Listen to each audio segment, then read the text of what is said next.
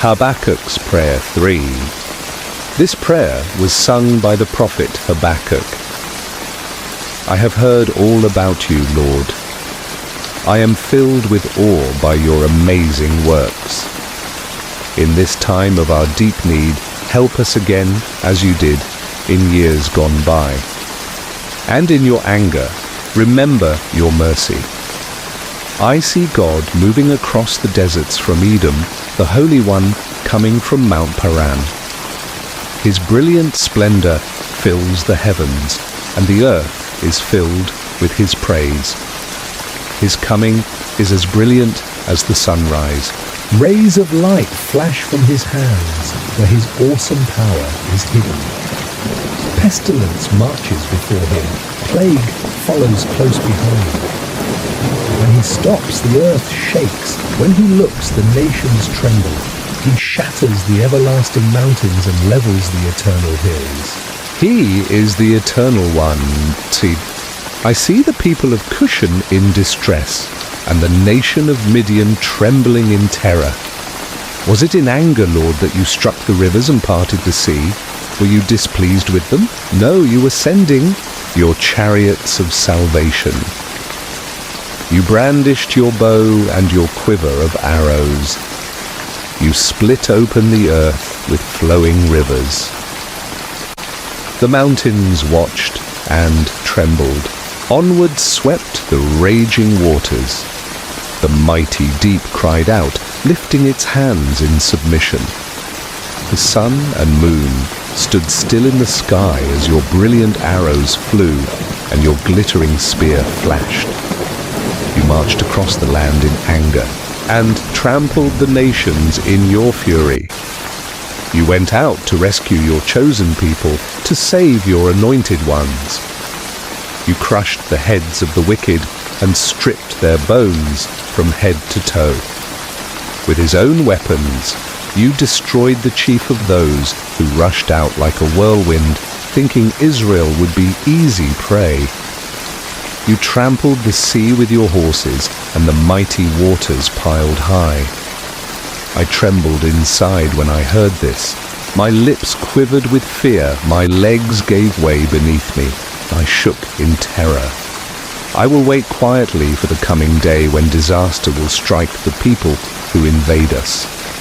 Even though the fig trees have no blossoms, and there are no grapes on the vines, even though the olive crop fails, and the fields lie empty and barren, even though the flocks die in the fields, and the cattle barns are empty, and yet I will rejoice in the Lord.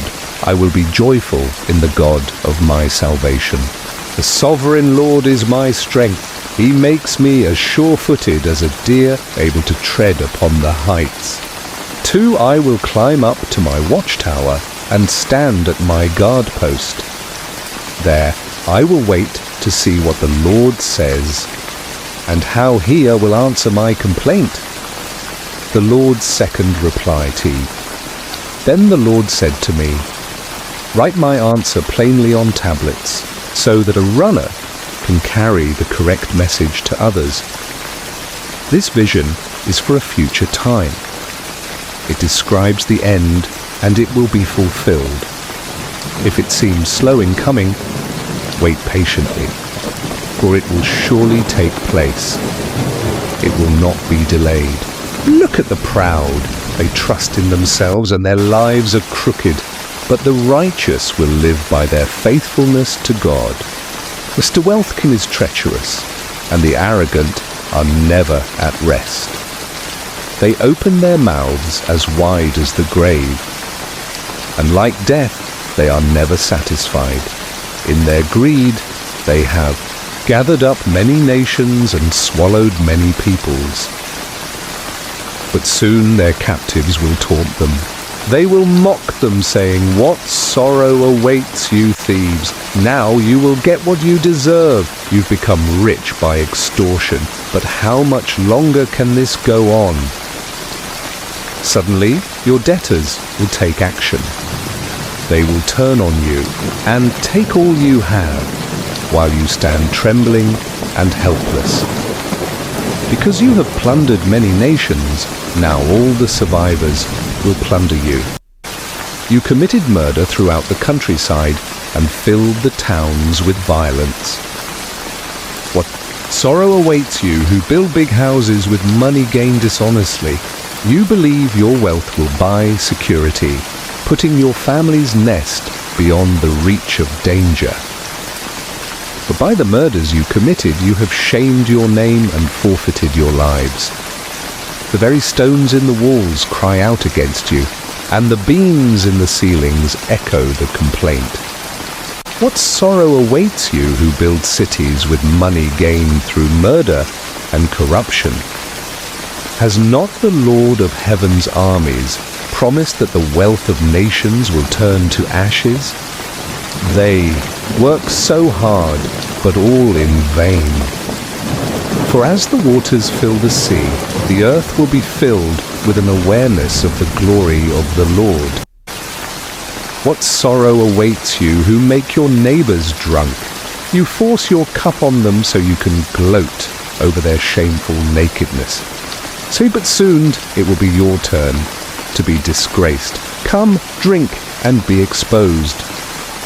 Drink from the cup of the Lord's judgment, and all your glory will be turned to shame. You cut down the forests of Lebanon. Now you will be cut down.